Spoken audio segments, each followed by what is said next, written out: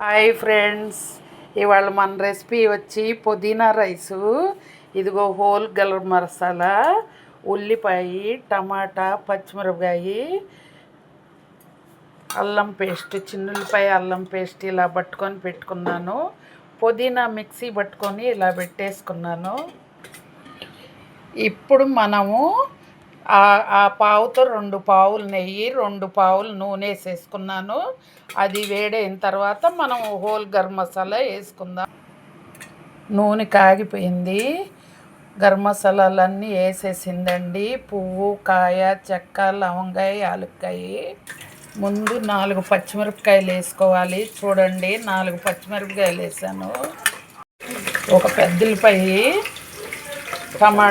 ఒక టమాటా వేసుకున్నాము. చూడండి, ఇవన్నీ మనం కొంచెం బ్రౌన్ కలర్ వచ్చేదాకా వేయించుకుందాము. చూడండి, కొంచెం బ్రౌన్ కలర్ రావాలి, తిప్పుకుందాము.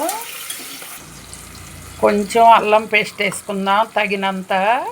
చూడండి, 1 స్పూనున్నర వేసేసింది. దాన్ని కూడా తిప్పుకుందాం, వేగిపోద్ది. పచ్చివాసన పోయేదాకా వేయించుకోవాలి. చూడండి,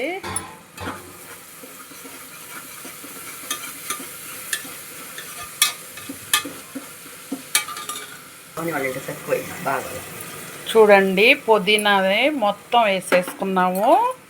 ఇప్పుడు మనం కలవ పెట్టుకుందామండి. ఇది కొంచెం వేగాలి, పచ్చివాసన పోవాలి. చూడండి, ఉడుకుతుంది, ఇలా ఉడకాలి. ఈ గ్లాస్తో 2.5 గ్లాసులు బియ్యం తీసుకున్నాను. ఇలా ఒక పావు గంట ముందు నానబెట్టేసుకున్నాను. 5 గ్లాసులు వాటర్ పోసుకోవాలి దీనికి.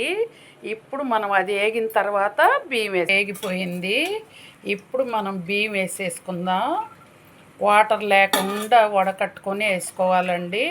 వాటర్ ఉంటే మళ్ళీ మనం పోసే మోతాదు ఎక్కువైతే మెత్తగా అయిపోద్ది. ఇలా కలవ పెట్టుకోవాలండి 1 నిమిషము. తర్వాత మనం వాటర్ పోసుకుందాము. ఇగోండి, 5 గ్లాసులు వాటర్ కొలిసి పెట్టుకున్నాం. ఇంక ఇప్పుడు మనము మూత పెట్టేసేద్దాము. కళ్ళుప్పు వేస్తున్నాం, చూడండి, సరిపడా. ఒక్కసారి మనం వాటర్ చూసుకుందాం చాలిందో లేదో. అప్పుడు మూత పెట్టేద్దాం. మూత పెట్టి 3 విజిల్స్ రానియాలండి. ఫ్రెండ్స్, పర్ఫెక్ట్గా వచ్చేసింది. కలవ పెట్టుకోవాలి మనం.